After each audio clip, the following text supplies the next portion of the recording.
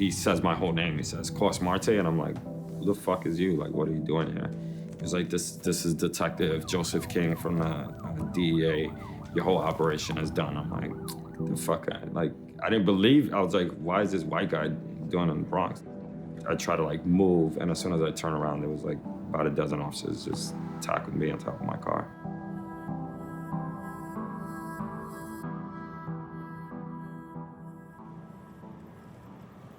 I seen a better way out. I seen a better hustle, and that was through the world of drugs. I seen all the guys standing on the corner, my neighborhood, and at 11, I started messing around, smoking weed with them, and then at 13, I started selling drugs for them. By the age of 19, I was making over $2 million a year.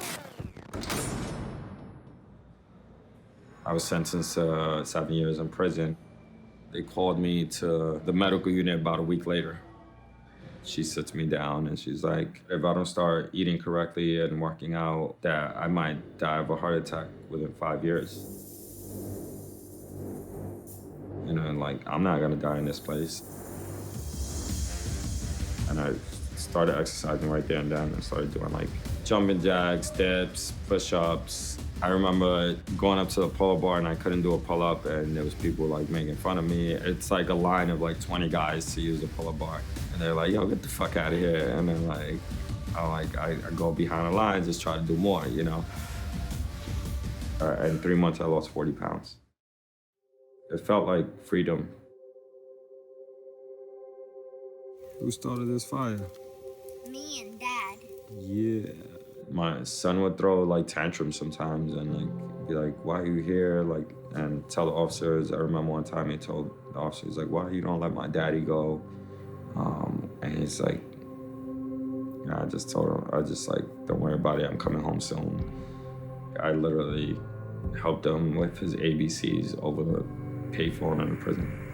I thought about my family and I thought about my son and all the things that I've done and all the things that I was doing to them. And then I started realizing that I'm not only just affecting them, but I was affecting the thousands of people that I sold drugs to, and I was creating this whole web of destruction. And it quickly just clicked. I was already working out in the yard, helping these guys and get fit and lose weight, and this is what I like doing. I'm gonna start like a boot camp, you know, prison-style workout boot camp. And then I was released, and that's what I did. I started going up to people on the streets and just pitching them exactly the same way I was like pitching blow.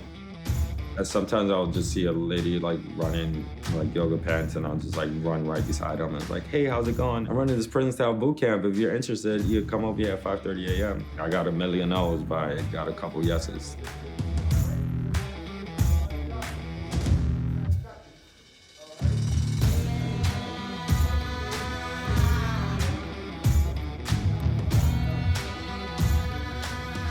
It's really difficult to make a living when you come out of prison. But you have no hope.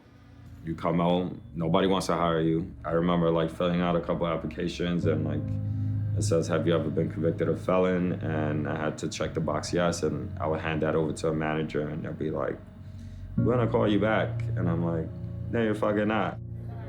I knew that I just wanted to hire people that were coming out of prison and to become trainers. So I get a lot of mail from all over the country, all over the world of inmates, you know. And the number one thing is like, yo, I got 2 years left. I got 6 months left. You know, I wanna go home. I want a job. I've been working out in the yard for 10 years, like 15 years. Like, please consider me. I think that's one thing that's been missing for so long inside the system. You know, you go inside, nobody really cares. Nobody comes in there. We're actually going inside prison and training these inmates to become personal trainers inside, because today's inmate is tomorrow's neighbor. It's important to give hope.